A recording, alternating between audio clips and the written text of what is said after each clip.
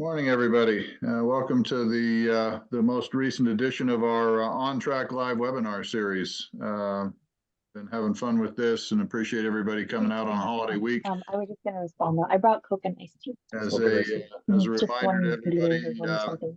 Okay, so be good to mute your Okay. mute your devices. We've got the chat box open here. If you have questions as we go along, feel free to put them into the chat or do the raise your handy thingy and we can recognize you and do Q&A as we get going. Appreciate everybody coming out for this one, as we usually do for the On Track Lives. Just do a quick little news update on what's been going on and then get to our guest speaker. Probably the biggest thing that's happened in transportation policy world since we met last month was all the comments have been coming in on STB's reciprocal switching proposal. It was interesting when the reciprocal switching proposal came out of STB. There were lots of reactions from folks that were along the lines of, "Gee, thanks for doing something," and that was good. As the formal comments have come in, it's apparent that I don't know, maybe this is a good rule because there's not really anybody out there who likes it. So if you'll recall, the STB took what was kind of an 8-year running effort to come up with a reciprocal switching proposal that was based on economic terms. What they ended up doing when they finally moved something was kind of threw out the whole premise and switched it up and made it a reciprocal switching rule based on service inadequacy rather than for economic terms. Because most coal shippers, of course, are under contract, and because the way they wrote the rule to be based around interchange areas, it's really not going to be useful for coal shippers at all. And as the comments came in, pretty much everybody found fault with it. The railroads didn't like it. The shippers were kind of wishing it was going back to economic stuff. NCTA did file some comments along with Freight Rail Customer Alliance. Those have been publicized in the On Track and are on the website if you want to go back and look at those. But we'll see where things go from here. The big news out of STB is the fact that the chairman, Marty Oberman, has announced that he's not going to seek another term. Marty has been a forceful voice during his period as chairman. He's used the bully pulpit of the STB chairmanship pretty effectively in holding a lot of hearings on service failures and other things. The ability of the board to actually move policy, though, probably has not made as much progress as I know a lot of shippers had hoped for. Marty will be leaving the board in the next few months here. He did not seek a year holdover term that was allowed under the rules, and he did not seek renomination to another term. So we will be going back to a Democrat to Republican board until a new member can be selected and confirmed, which, given the current state of Congress, is also kind of a heavy lift. So we'll see if Marty leaving the board leads to even less action on the actual rulemakings, or if the board will continue to be as vocal and at least using the bully pulpit to push things forward. Finally, the last thing I'd point out before we jump into today's discussion, if we're looking on the energy and environment front, EPA and other regulatory agencies, EPA, Department of Interior on the coal leasing side and so forth, they are in a full court sprint right now to get as many rules finalized as they can before the April-May timeframe. April or May is when a thing called the Congressional Review Act kicks in.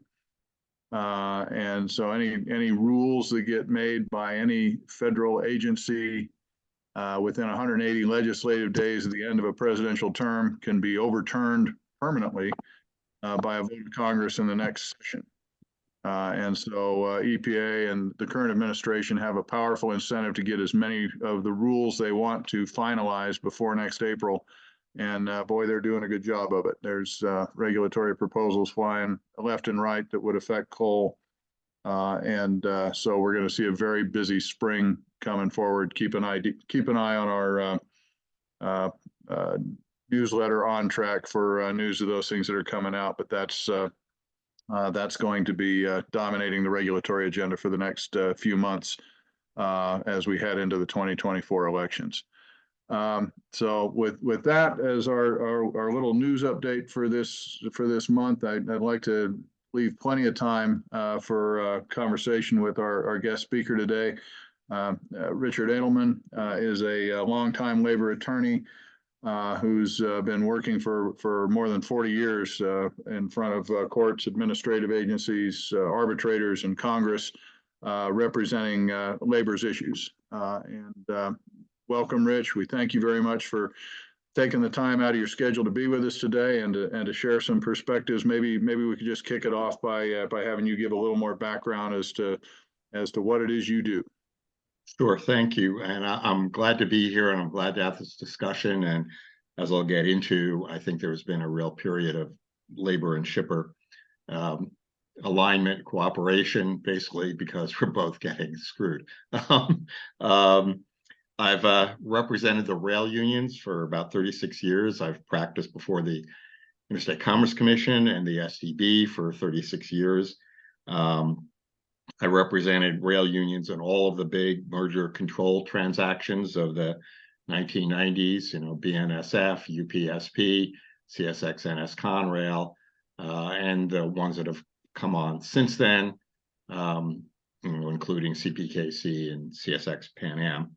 I generally represent unions that represent maintenance of way workers, railroad signalmen, maintenance of equipment workers. So that's a group. As a group, they're called the non-operating crafts. So the people that maintain the track, right-of-way, signal system, and equipment. Sometimes I represent one or more of the operating employees unions, the locomotive engineers and smart transportation, but mostly non-ops.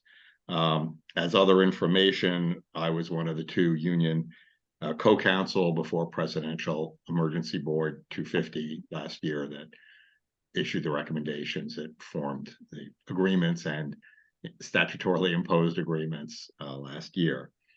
The other thing I'll just echo John's remark about Marty Oberman, who will be sorely missed. I will say that for, 30 years, my view of the STB was it was a puppet of the railroads, and Marty has really changed a lot of that. He will be missed. He is 78, and I think for all of us, it's pushing for us to say, no, you have to stay. It's been a much heavier job than he thought it was going to be when he got there. So that's some basic additional introduction. I'm ready to go. Yeah. Oops, that's great. I want to make sure. Sorry about that. Little technical difficulties on your host's part there.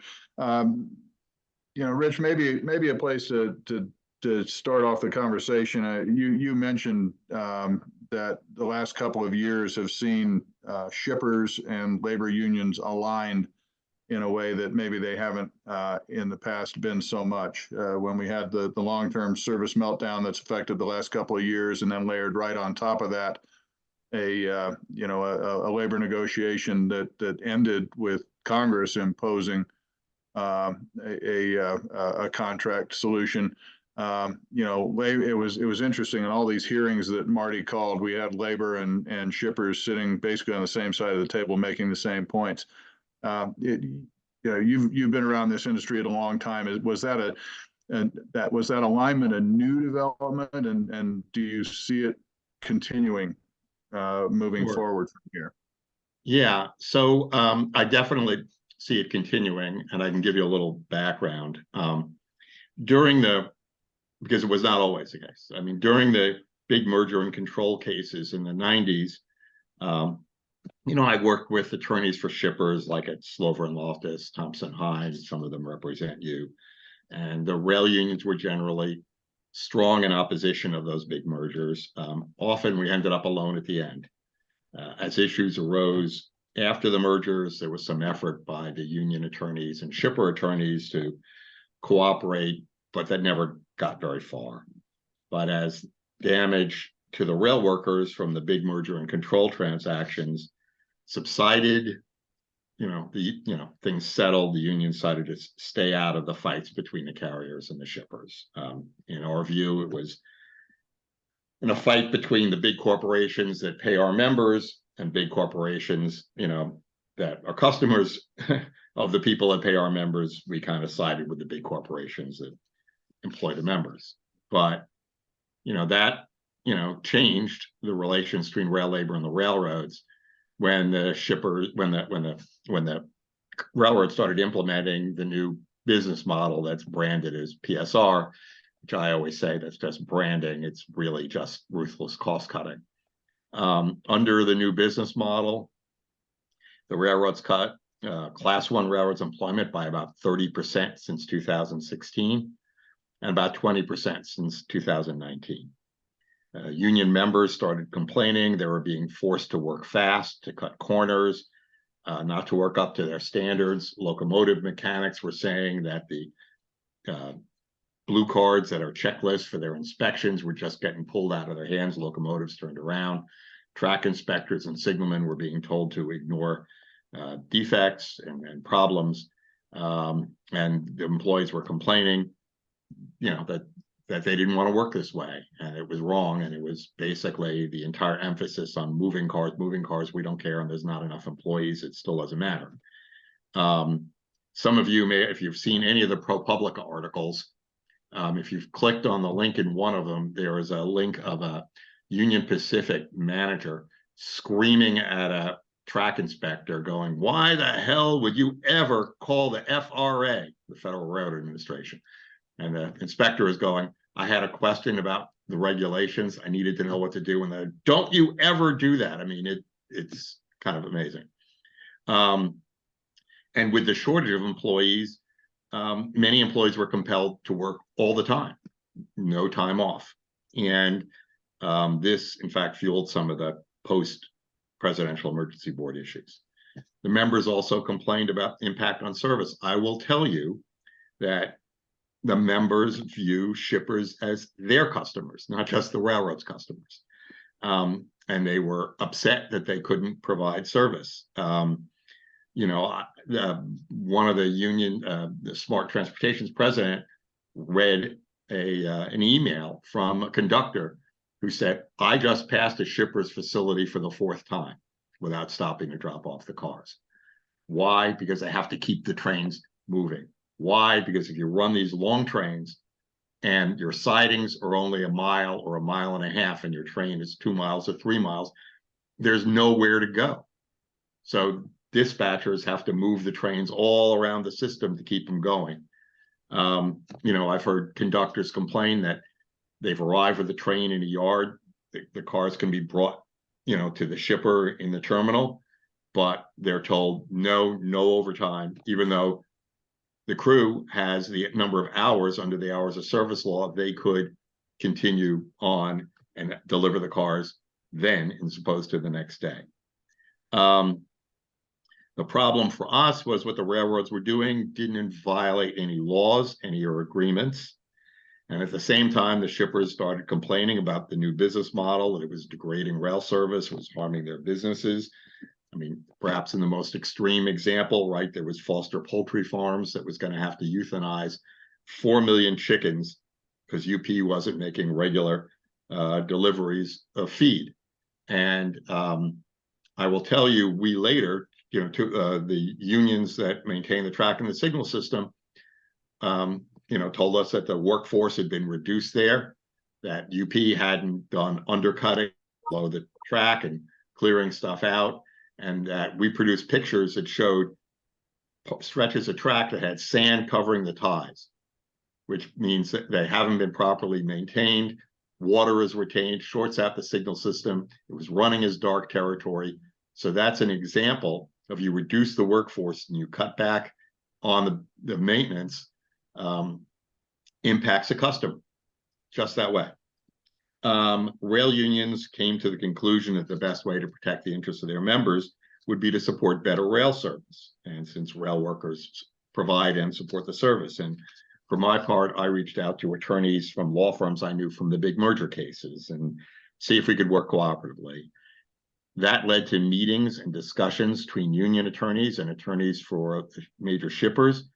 That in turn led to my meeting and working with Shipper Association reps and Ann Warner, who works with you guys. And, you know, we explained how the union's problems explained the shippers' problems and how we saw the two were related. As I said, cuts in employment meant insufficient crews for service.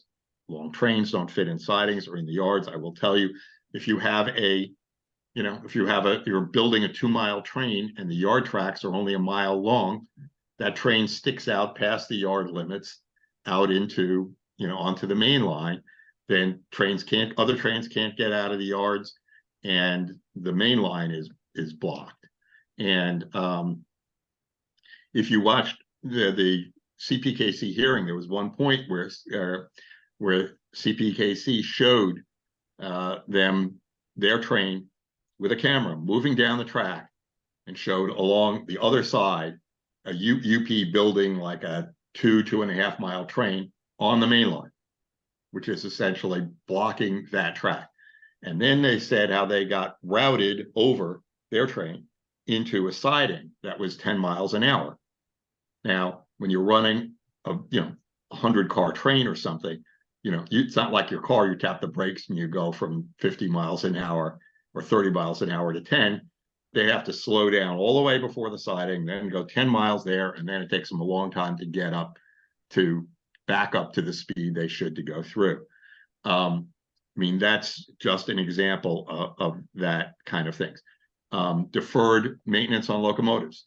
The Burlington Northern Santa Fe had 1,000 locomotives. That's like 25% of its active fleet overdue for Federal Railroad Administration inspection.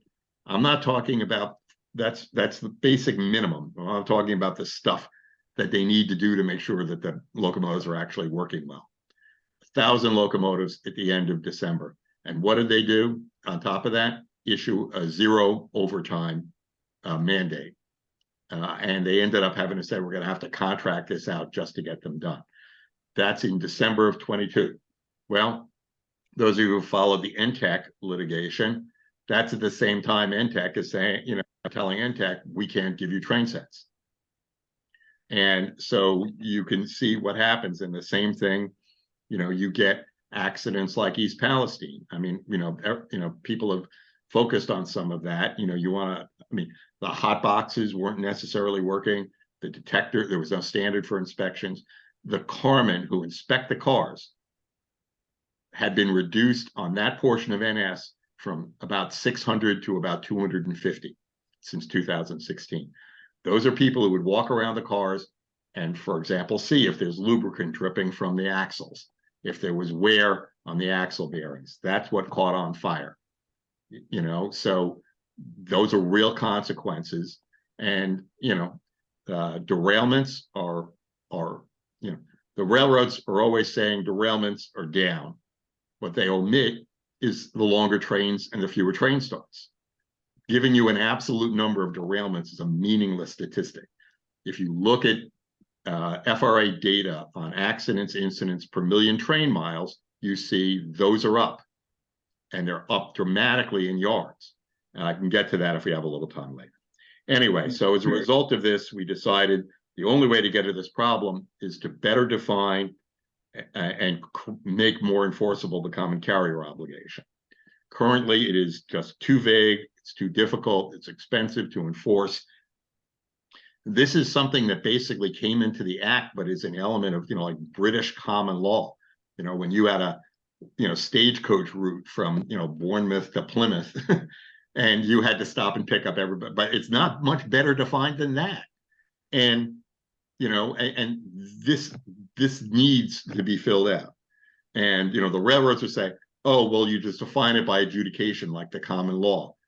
Why? Why does that have to be? And why? How about some certainty about the standards for both you and them? We began to work with Senator Baldwin on language, just as some shipper groups were doing so, and we combined our efforts. And the current bill that she has is the product of Council for Major Shippers and Council for the Unions working together with her staff. And that is our primary legislative objective when it comes to the STB and the ICA. I can't say that strongly enough. We are absolutely there. This needs to be done. I want to say one other thing, and it's kind of general opening, and then I know that a lot of shippers keep trying to promote increased competition as a way of dealing with the service problems, and some of that was reciprocal switching. In our view, there has been too much emphasis on that and not enough on creating a regulatory scheme for the industry that exists today, not the one that existed 40 years ago when the railroads were in financial extremis. We're not talking about pre-staggers level regulation, or as soon as anybody says something, the railroads go, oh my God, it's back to pre-staggers. Nobody's saying that, but we're talking about something appropriate for the industry that exists today. 2 mega carriers in the east, 2 mega carriers in the west, 2 very large carriers down the middle. None of those carriers are getting anywhere. They're going anywhere. Breaking them up would be exceedingly difficult, politically infeasible, and it would be extremely disruptive to the employees. Also, some of the advantages that were advertised in the big mergers are true. You know, I mean, to our detriment, you know, I mean, they reduced a lot of employment, but the, you know, single line service, the ability to move on a single carrier from New Orleans to Massachusetts or Houston to Seattle, you know, is important. The giant carriers can develop capital for investment and infrastructure. They can deploy their workforces more efficiently. I mean, for example, that's not appreciated by us, but you know, when you have these larger systems, you know, when you have the UP-SP combined, maintenance away track gang that used to just go in one portion of the railroad now can cover half the country. With NS and Conrail, you know, they have a locomotive shop in West, for example, in like Northern Virginia and another one in Southern Pennsylvania. They close one of those 2 shops, consolidate the workforces. You know, those are true. The problem, as we see it, is, you know, so-called activist investors looked around and saw a very lightly regulated industry with a somnolent regulator, at least until recently, and a largely captive customer base, and they drove the new business model. And in our view, efforts to induce competition will never be effective. They're mere band-aids, and tiny ones at that. And you know, I just think, you know, like again with reciprocal switching, that was moving around the edges. You know, that was just little bits, and as you saw, ultimately, right, the STB with all the complications of it, you know, reduced it to addressing service problems. And these are huge entities now. That's just not going to change. And, you know, for example, you look at these STB things, I will tell you, in 30 years, I have never seen the STB follow the DOJ's position there. You know, they're part of their mandate is to promote rail service, right? You know, so, and what are they? And look, they've got a government license. These mergers were approved as consistent with the public interest, based on assurances made by those carriers when they merged that this was going to help. And they get antitrust immunity and immunity from all other law. We have that even with regard to the Railway Labor Act. You know, we had fights with them in the 90s over what they were doing to implement the mergers, and they said, we've got a get out of jail free card. That card applies to any statute. And, you know, and there is also broad and deep Interstate Commerce Act preemption of state laws and state legal actions. And with all of that form of government help and government immunity, it's specious for the railroads to complain about regulation. In fact, you know, not that I ever thought I'd find myself quoting J.D. Vance, but, you know, at the East Palestine safety hearings, he said, you know, the railroads are complaining about what we're doing is this is over government involvement in our business. The government should stay the hell out. He didn't say hell. And he goes, but it was just a couple of months ago that the railroads came to us to enact a statute to end a rail strike. So, you know, they're keen on all of the advantages they get legally but then they don't want the government to be involved. And so, they also talk about how essential they are to the economy, right? And they certainly said that when the unions didn't want to follow the PEB recommendations and they got a statute enacted. They need to be treated somewhat like utilities for the national economy, not as utilities in the classic sense, but somewhat like that because of the national dependence on them.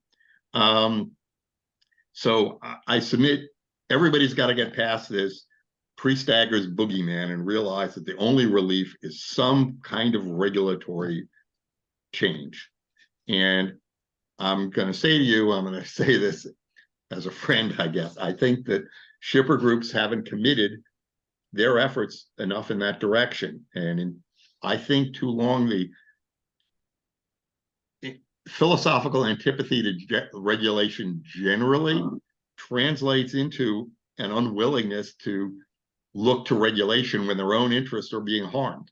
But the railroads are in a different position than you are. I mean, not many people walk around with a get out of jail free card for federal law. And that's what that law says, and it has been broadly construed. We argued in the 90s that the implementation of the transaction meant the financial transaction, UP acquiring SP. That's what you get the get out of jail free card. And the railroads argued successfully to the ICC and the STB, no, it means anything that is done in further implementation of the transaction. And I will tell you, if you sit there and go, oh, come on, Rich, it's 2023. In the mid-90s, CSX invoked the 1963 B&O-C&O merger as using that immunity against something they wanted to do with us. Those things have no end. So the other, and I will say, and we have heard from Hill staff that when shippers have concerns about regulation of their own businesses, they send in their big guns and they commit to heavy lobbying. But when they complain about the railroads that are damaging their businesses, it doesn't get the same attention. So I'm just passing that on for your consideration. But I will say we are the entire rail labor, world, which doesn't always agree on everything, is fully committed here. So that's kind of some general stuff. John had some, gave me some questions. If you want, I can go through some of them. That's a great summary to start unpacking there, Rich. And I think you've hit on something really interesting. I mean, everybody on this call works in a heavily regulated industry and resents everything that we have to do and regulations that are frankly, leading to the, decline of an entire industry for us. So it is a psychically odd thing to, be wanting regulation in other places. I also wanted to mention to everybody, Rich mentioned a series of articles that ProPublica has been publishing about rail safety. We'll have, there's a couple that just came out. We've got links to those in next week's On Track newsletter. So when that shows up, I'd highly recommend you looking at those stories. And the John Oliver piece last week tonight about the freight railroads, it is terrific. Yeah, we ran that one in last week's On Track. If you didn't see that one, we had a link to it. I mean, the John Oliver style of journalism is unique, of course, but it's let's put it this way: it's the most entertaining telling of precision scheduled railroading that I've ever seen. So you may want to go back and look at that one. So the John Oliver piece was linked in last week's edition, and we'll be linking those ProPublica ones going forward. Let me jump to one other thing too, Rich. You made it pretty clear that the common carrier obligation is labor's number one priority. And I mean, can you help unpack for this group how that could play out either before STB or Congress? And I'll ask the question directly: isn't it going to take congressional action really to solve that issue, or are there things that regulators could do? Well, I think there are things regulators could do. I mean, they can do a rulemaking that, you don't have to have case-by-case adjudication of what's a violation of the common carrier obligation. They can say, here's the things we're going to consider. I mean, I think that's one of the problems that shippers face when they decide to do it is, I've got this reasonable service on reasonable demand. What the hell does that mean? You know, if you know, so I think the board could do it. I don't know that there is a will to do it, and I know, and you know, I like Patrick very much. And Ann and I met with Patrick together, which just had to be a first. You know, but he's certainly got a deregulatory mindset, and he makes a valid point that, you know, if you look at the national rail transportation policies, it's like deregulation, deregulation, deregulation, competition, competition, effective and adequate service, deregulation, competition, you know, whatever. That's what it says. Now, you know, the problem there, of course, is, you know, that those policies got enacted, and then the STB and ICC turned around and said, here, create these giant mega carriers. So how does that fit? So we definitely would like to see legislation to do that. And the goal of the Baldwin bill is, as I said, we work together with counsel for many of the major shippers to come up with criteria that the board would be required to consider, including, by the way, the number of employees. So if STB does things, I mean, that triggers an audit, you know, the push button response from the railroads is going to be to litigate that, right? Yeah, I mean, which certainly, yeah, and which they do, and which again, the other thing is, you know, regulations could be changed by a subsequent, you know, board. And I think it would be as important for the statute, because of all the stuff that's in the post-Staggers legislation, for Congress to basically send a message that things have to change, that the environment in which the current statute was created, you know, is no longer the same environment. I mean, even the ICC Termination Act, by the way, I would say the stupidest name of piece of legislation that continues to exist ever, but okay, you know, was pre-approval of UPSP and CSX, you know, NS Conrail. So, you know, I think it is important for Congress to do that. And I would hope that, you know, I mean, Republican senators in energy states and in agriculture states will sit there and recognize, you know, that the interests of, you know, the interests of the businesses in their states lie with, you know, improved rail service, and frankly, the economies of their states depend on that. I mean, I hear from shippers who, like, we had to shut down a third shift. We had to, you know, we couldn't, you know, or Foster Farms is the best example, you know, because of this. Just want to let everybody know the chat's open. I have received a couple of questions. I'll get to them. If other people have questions, please put them in. But before we move off this common carrier topic, you know, help us handicap, Rich, the politics side of the Baldwin bill. I mean, it's nominally bipartisan, right? We got, is it Wicker of Kansas, Republican, who signed on? Marshall, I think, yeah. Marshall, that's right. Yeah. But, you know, is there, you know, does it have a path to a finish line in this Congress? You know, look, I don't know. It's hard for me to tell anything today. I mean, look, if you know, look, I have to try to be optimistic to do stuff, otherwise why bother? But I mean, I can't believe that we haven't gotten the rail safety bill out yet. And the railroads are an extremely effective lobby. And there's a lot of disinformation. Like, for example, I mean, I saw stuff in the Washington Post about, you know, charts from the AAR, derailments are down. Again, completely misses the context. You know, by the way, people know the origin of the word lobbying comes from the railroads. That they used post-Civil War, when they were building the Western railroads, they would meet members of Congress in the lobby of the Willard Hotel and hand them bags of or shares of stock, and then they would go vote to authorize building more railroads. That's the lobby that we're up against, which is why it means to me, you know, really committing to lobbying this, and not, you know, and Hill staff has said to me, it means corporate CEOs, not just their lobbyists. Right. sitting there saying, we're really hurting here. Well, maybe we need to arrange a meeting at the Round Robin Bar at at the Willard and have some CEOs come through.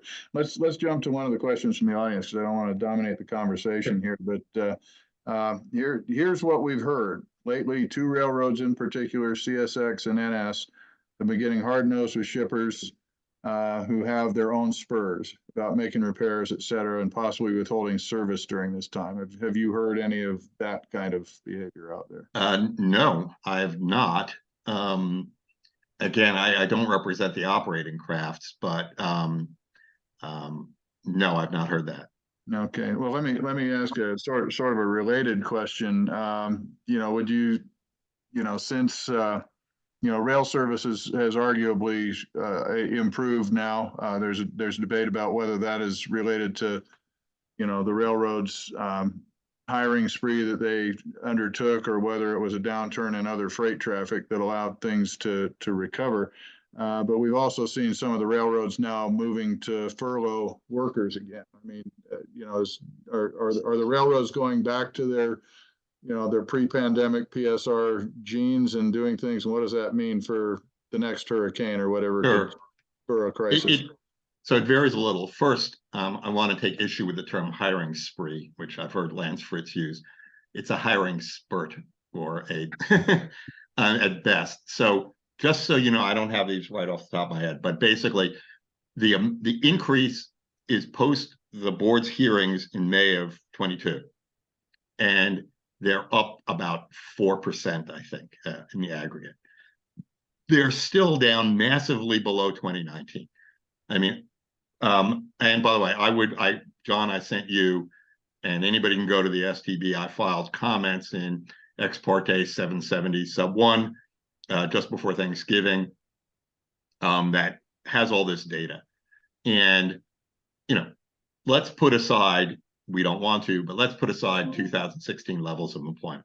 The levels of employment are still dramatically below 2019 and much below the reduction in car loadings, which, by the way, to my mind, is a lot of ship, the railroads don't want their business. I mean, it's like sort of like they discourage customers, they provide bad service, and they go, woe is us, volume is down. But so the increase in employment has been a fig leaf to my mind, and the point is nowhere near levels in 2019. I mean, it's just massive. And the other thing I would say is, you've seen a lot of people leave, and they're going to go hire new people. Well, if you're a locomotive mechanic, that's a 3-year apprenticeship. So, 12, 15, 20-year people go out the door and they hire a bunch of new people. Well, whoopee, I mean, what are they able to do? Same thing, massive hiring of train and engine crews. You've got all these brand new people, that doesn't the bodies they're replacing are not equivalent in railroading. I also think that the railroads have been staffing for the recession that looks like it's not coming. And then they're going to go, then when when the volumes come back, as inventories decrease, volumes come back, they're going to be short people again, and they're going to go, who knew? Who could have predicted this would have happened? Well, everybody. And so that, I think there will be problems going again. Right. And there are also, there are people are not as willing to go into rail employment anymore. The differential between how rail jobs were really the best blue collar jobs in America versus other jobs has diminished. And they're, like if you're an electrician, you're up, do you want to work in a building construction that's basically an 8 to 4 job? Or you go take a job with a railroad where, your first however many years it's going to be, you're going to be working, the graveyard shift. Middle of the night in the snow in the middle of Nebraska. Yeah. It's exactly. Yeah. It's the old aphorism. I used to, do you remember when you used to have to know somebody to get a job at the railroad? But Yeah. but now they're running job fairs and all kinds of things. How do you have any eyes on how that recruiting process is going for them, or? It's not going real well. I mean, again, because they don't really want it to. And in the paper that I filed, you will see Amtrak has dramatically increased its workforce to gear up for the funding that they got under the IIJA. And again, if you look at that filing I made, I go get it, but I don't want to waste our time. But you can see Amtrak has significantly increased it, and they have gone out to really try to recruit people. They've held job fairs. They've just done a lot, and they've succeeded. And so the freights are going, woe is us, we can't hire anybody. But how is it that Amtrak is doing it? In the Northeast Corridor, where the competitive advantage for rail employment is much less than it is in other parts of the country. And they've managed to do it. That's interesting. And for the group, if you're interested in seeing the filing that Rich is talking about, I've got it. Feel free to shoot me an email, Wardo, W-A-R-D-O, wardo@wardo.com. I'd be happy to pass along to you the filing that Rich is talking about. That's got all this data in it to save you the brain damage of having to troll through the STB database. And here, if for example, a couple of things, the railroads sit there and say, well, of course, the number of locomotive mechanics is down because we have fewer locomotives. But in that filing, I show that the number of mechanics per locomotive is down since 2016. So forget about the absolute numbers. Used to be like 1.07 mechanics to locomotive. Now it's 0.67 something. Look, for maintenance away and signal, the number of employees per track mile, or the number of track miles per employee, has dramatically increased over that time. So again, we're talking about real reduction in actual work. Interesting. Let's talk a little bit about that labor agreement that those negotiations occurred at the height of the service crisis and ended finally with Congress imposing a deal. I mean, how does the labor sector feel about the deal that finally got imposed, and what's the outlook? I mean, we're going to be right back into more negotiations here shortly, if not already. Where do we go there? So first, as to the agreement, I think as one of the attorneys who was before the PEB, I would say that the recommendations were very good for labor. I think, could have been better, yes, but, in the sort of, nature of an interest arbitration, you don't always get all you want. I think the membership, to the extent that some of the ratifications were rejected, reflected a tremendous anger at the railroads. And, one of the union reps said during bargaining, there was 1,000% increase in thank yous for your service during COVID and a 0% increase in pay. So there was tremendous anger out there at the railroads, and at a time when their profits were huge. Like, our guys aren't dumb, they read, when UP puts out something that says, this is our most profitable year ever, and nobody's gotten a pay increase.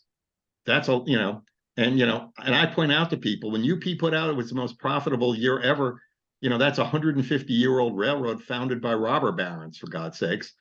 And, that was their best year ever, and they're offering us, a net negative contract. So, and there was also a degree, I think there were employees who sit there and knew that, at the end of the day, Congress might do something. And so they voted no just to vote no. So objectively, it was probably the best round of bargaining we've had in a very long time. If you do that objectively, dispassionately, and you're not the one who's having to work forced overtime multiple days in a row, and you're not the one who's, just can't get away from work and sleeping. There are stories of locomotive mechanics sleeping in their cars because they were afraid to drive home.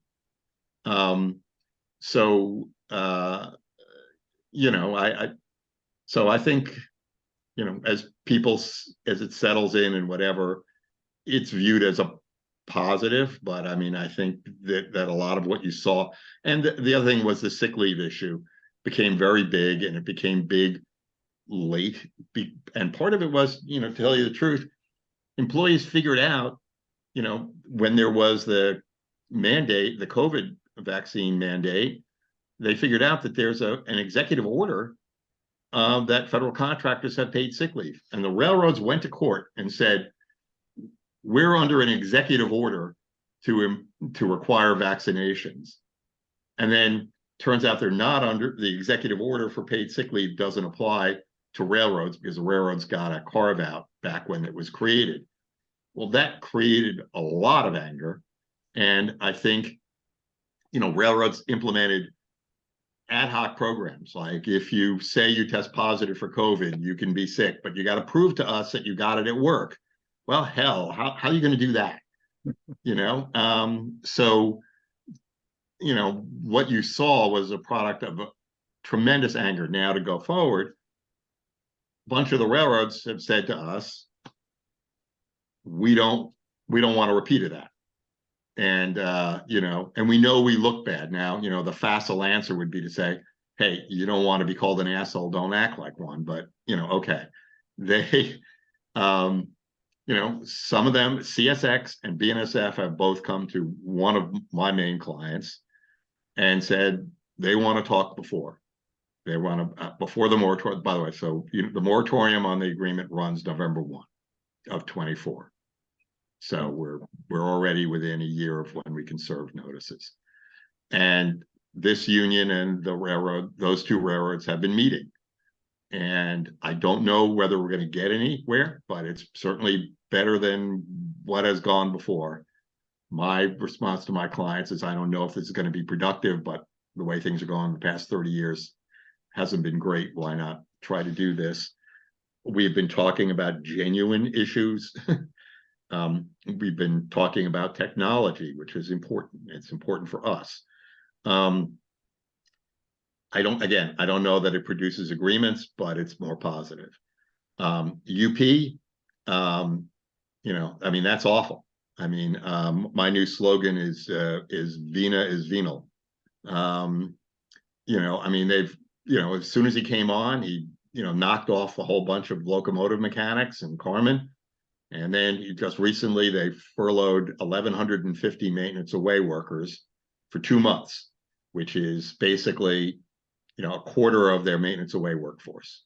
The people that do the big capital projects that upgrade lines and do major renewals.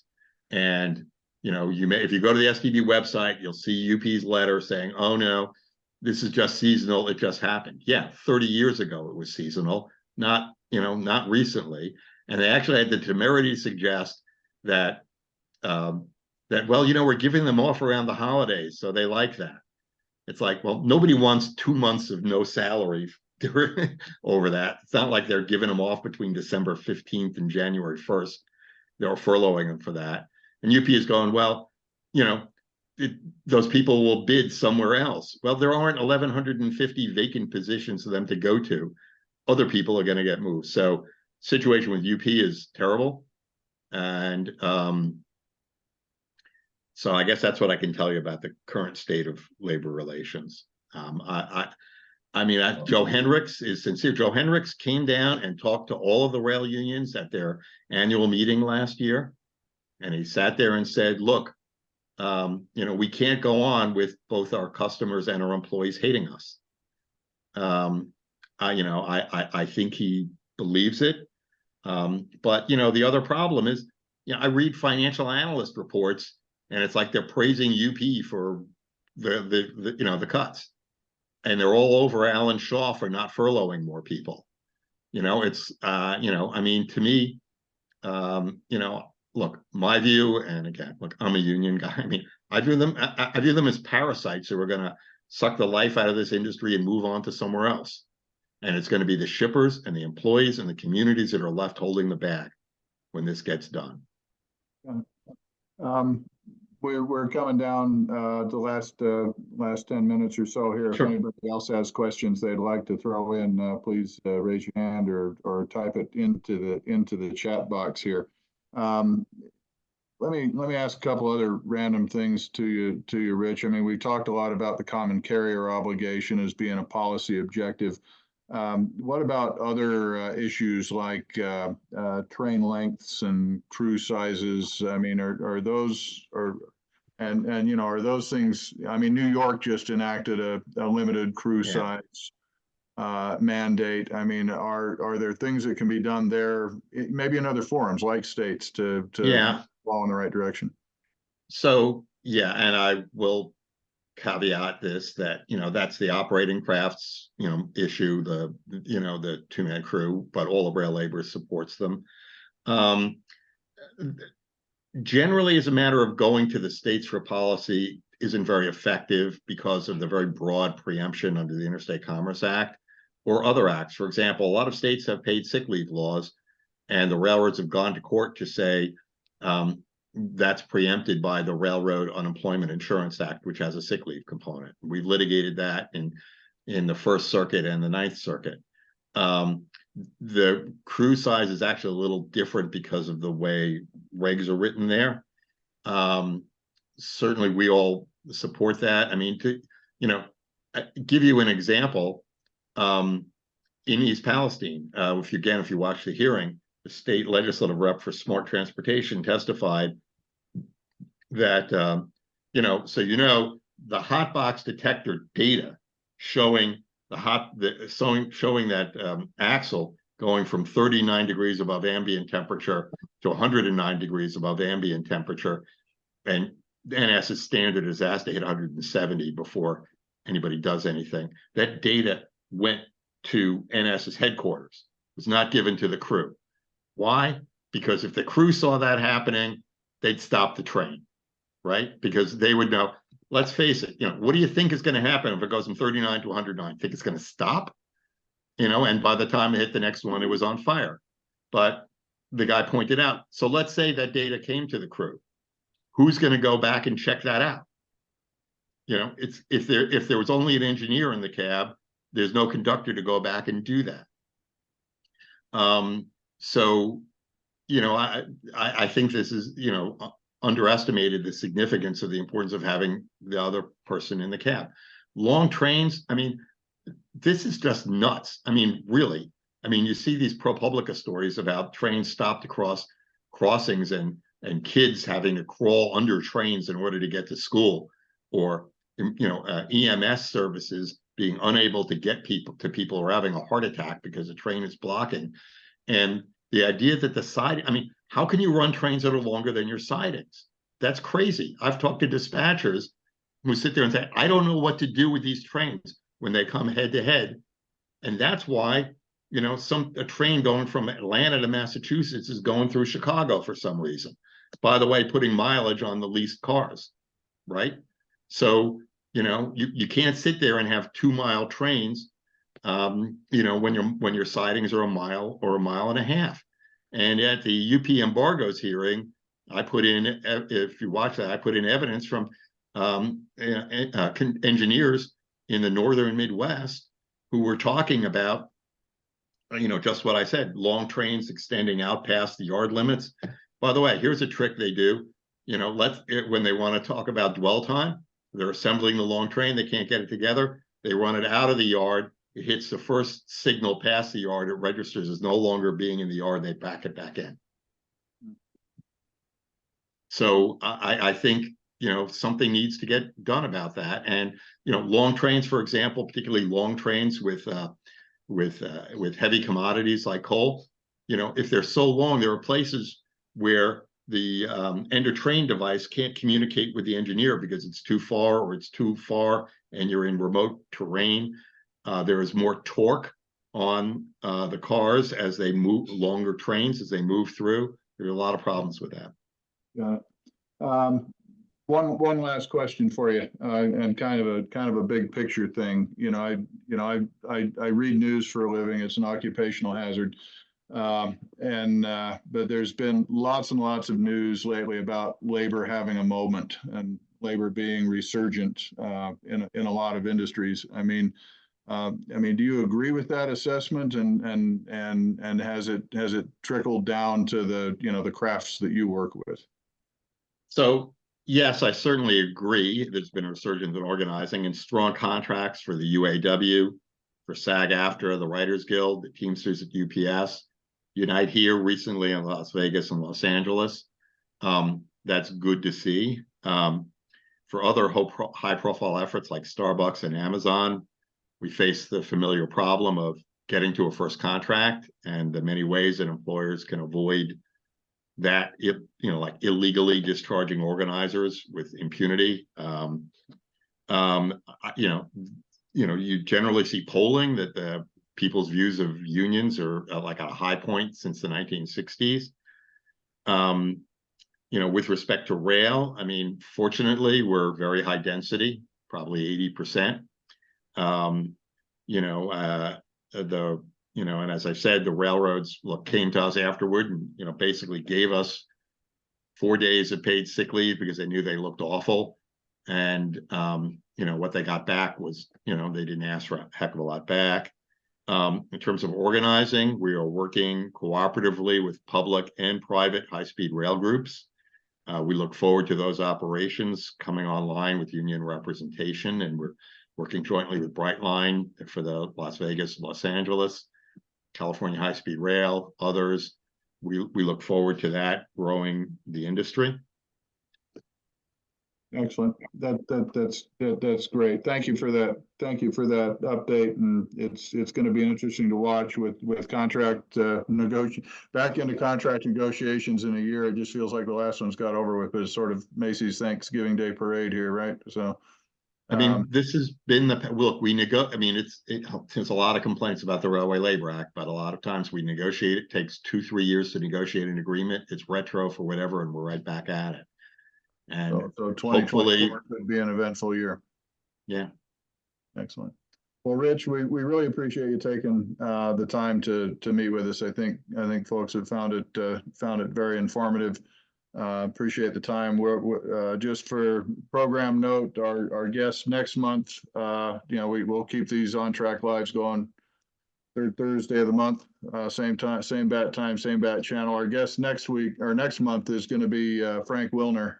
I'm about halfway through his I can't make the book work on this thing.